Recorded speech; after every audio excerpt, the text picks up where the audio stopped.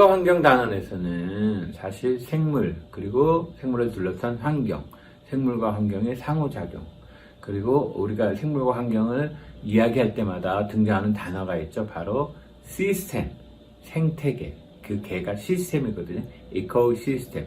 시스템이라고 하는 건 뭡니까?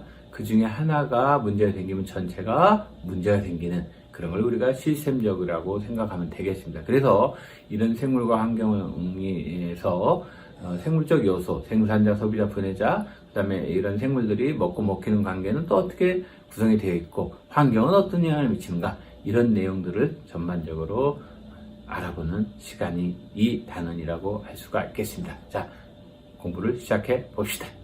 생태계라는 말, 그 다음에 생태학이라는 말을 우리는 많이 들어봤을 것입니다.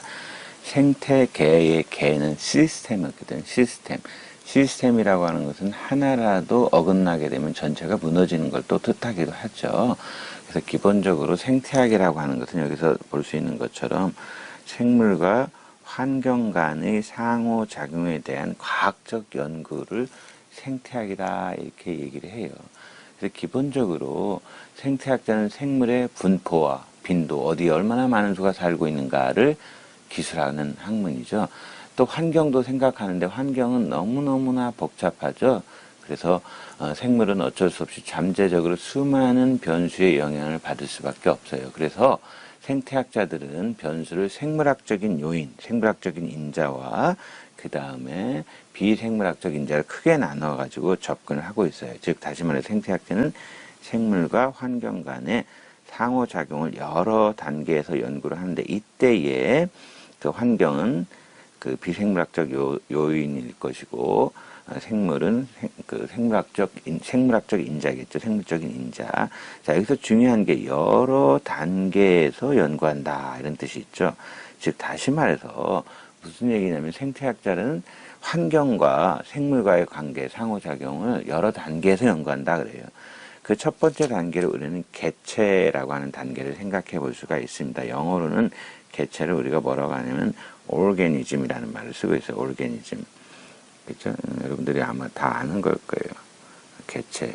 이런 개체가 모여있는 그런 거를 우리는 뭐라고 하냐면 개체군이다 이렇게 얘기를 해요. 개체들의 무리라는 뜻이겠죠. 요거는 여러분들이 이미 인구라고 알고 있는 그런 population이라는 단어를 여기서 개체군이다 이렇게 얘기를 하거든요. 다시 말해서 여기 그림에 사진에 나와 있는 거는 히말라야 양귀비인데요. 히말라야 청색 양귀비라고 하는 식물인데, 얘네들은 그 빙점, 어느 점이 아주 낮은 온도와 짧은 낮의 길이 등의 그런 비생물적인 환경에 적응하는 그런 대표적인 식물인데요. 이 하나하나의 청색 양귀비들이 여러 개가 모여 있으면 이거를 개체군이다 이렇게 얘기를 해요. 그런데 이 청색 양귀비가 살고 있는 데는 이것만 살고 있나요? 다른 생물들도 살고 있죠. 사냥 같은 것도 살고 있고, 그죠? 그 다음에 환경들도 있겠죠. 이렇게 다양한 생물들, 즉 환경 내의 모든 생물적 인자를 포함하는, 그러니까 생물적 인자를 포함한 걸 군집이다 이렇게 얘기를 해요.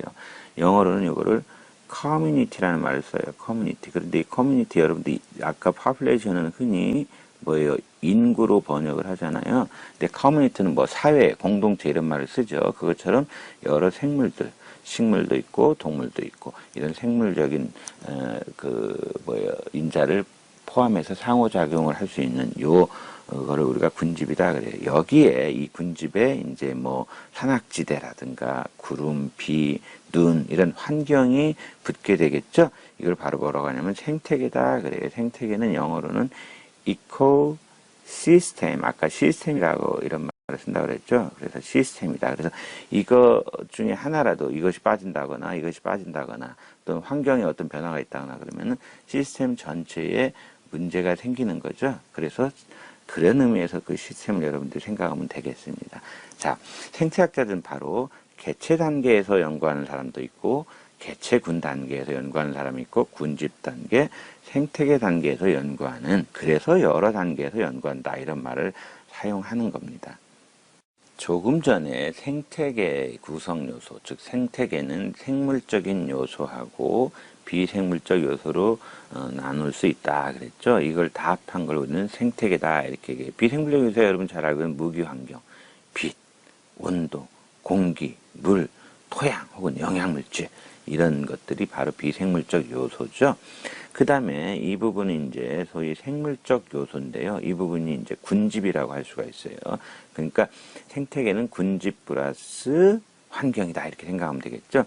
이 생태계 안에는 태양의 빛 에너지를 이용해서 광합성을 해서 영양물질을 생산하는 생산자, 식물이 되겠죠. 식물도 물론 호흡을 해요.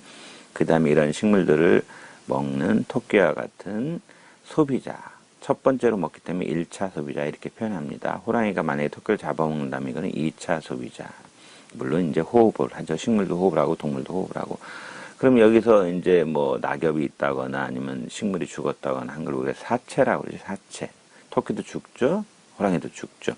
이런 사체들을 분해하는 주로 세균이라든가 곰팡이류를 분해자다 그래요. 어느 단계든지 호흡을 해야 됩니다. 호흡은 우리가 앞에서도 얘기했지만은 에너지를 내기 위해서 반드시 필요하죠. 산소를 이용해서 영양물질을 태우는 거예요, 일종의. 근데 한꺼번에 불을 지르듯이 태우는 건 아니고 서서히 하면서 에너지를 얻고 있습니다.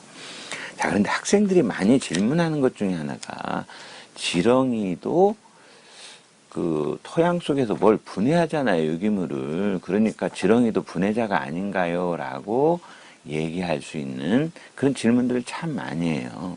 지렁이는 분해자일까요? 지렁이는 흔히 이제 동물의 사체, 식물의 사체, 즉 사체 분해물, 즉 다시 말해서 동물의 분비물, 낙엽, 그다음 모든 종류의 생물의 사체를 분해해요.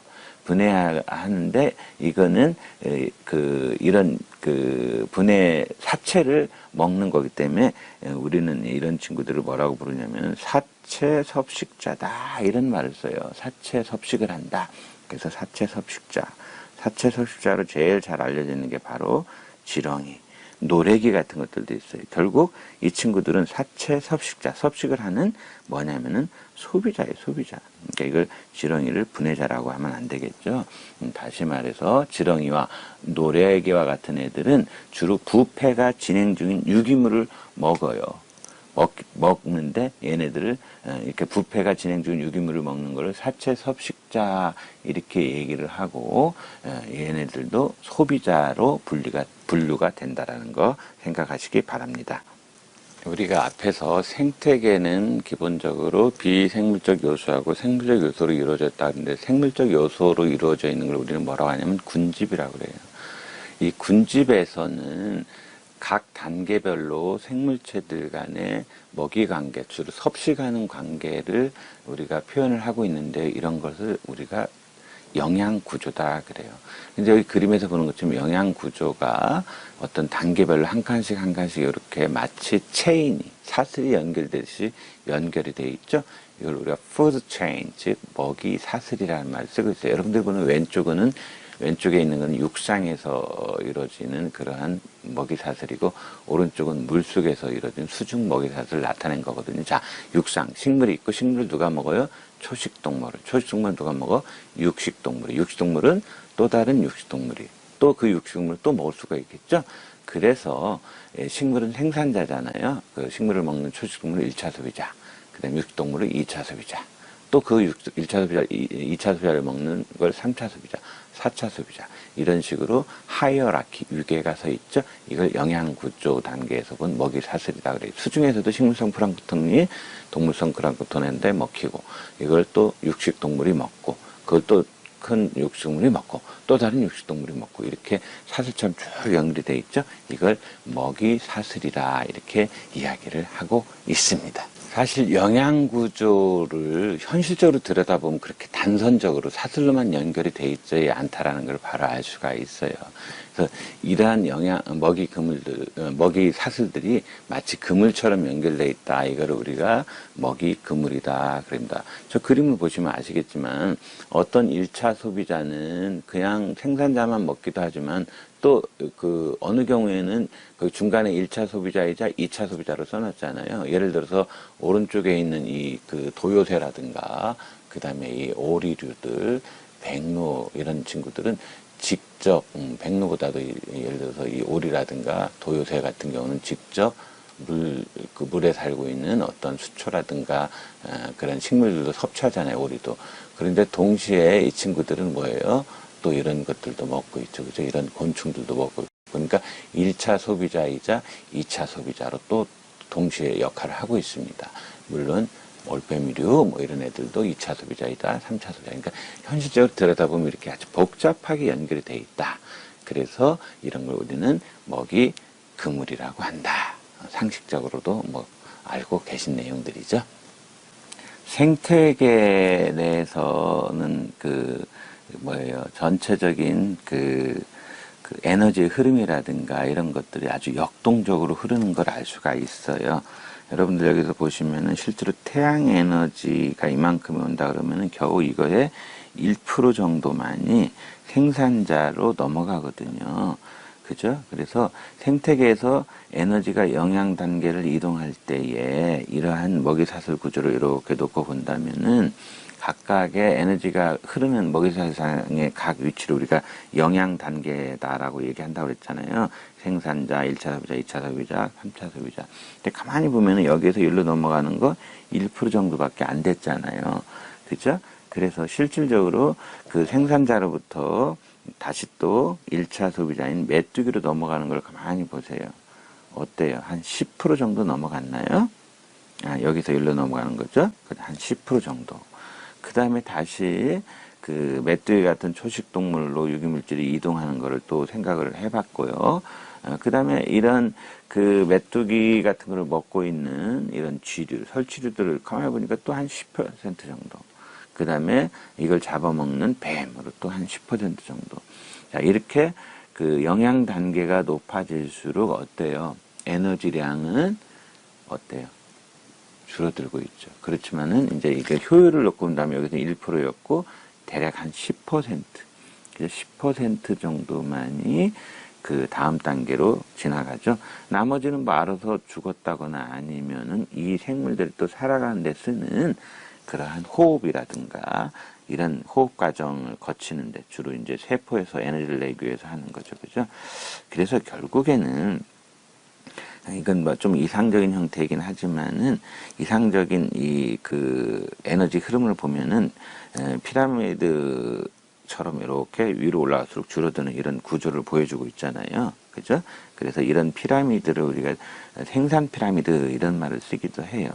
그래서 대체적으로 보면은 에너지가 다음 단계로 이렇게 피라미드를 따라서 이동할 때 유입되는 게 한 10% 정도 되고 각 영양 단계에선 80에서 95% 에너지는 다음 단계로 넘어가지를 않고 있습니다. 그죠? 그래서 실질적으로 이런 생태계 내 에너지 흐름은 이렇게 피라미드 구조를 띈다라고 아시면 될 거고요. 일반적으로 이런 피라미드를 뜻하는 것을 우리가 영양 단계가 낮은 데서 높은 단계로 될 때 적어지는 피라미드 모양을 띠는 걸 우리가 흔히 이제 생태 피라미드라는 말을 쓰거든요. 생태 피라미드의 가장 그 대표적인 것들을 몇 가지를 이제 한번 생각을 해보면 예를 들어서 개체수도 그렇죠. 개체수가 뭐 물론 예외는 있습니다만은 개체수도 어때요? 위로 올라갈수록 영양 단계가 높아질수록 좀 줄어드는 경향이 있어요.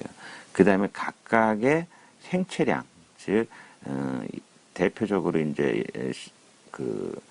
생산자 단계가 가지고 있는 그런 그 한 개체의 생체량하고 개체수를 다 곱해버리면은 역시 이런 피라미드 구조를 띠고 있다라고 하는 것을 알 수가 있습니다. 그 다음에 또 에너지의 흐름을 보는 에너지 피라미드. 이런 것들을 우리가 흔히 생태 피라미드다 이렇게 얘기를 해요. 이런 생태 피라미드에서는 예를 들어서 갑자기 얘네가 줄어들었다. 그럼 누가 타격을 받아요? 메뚜기가 타격을 받겠죠. 그 다음에 갑자기 얘네가 늘어났다. 그럼 누가 타격을 받아요? 다시 생산자가 또 뭐 마구 뜯어먹을 테니까 타격을 받겠죠. 그 다음에 얘네가 늘어나면은 짧은 시간 안에는 또 얘네 숫자도 먹을 것이 풍부해서 늘어나겠죠. 그죠? 이렇게 역동적으로 변화무쌍하게 생태계 구조가 흘러가고 있다. 그거를 우리가 여기서 알아볼 수가 있습니다.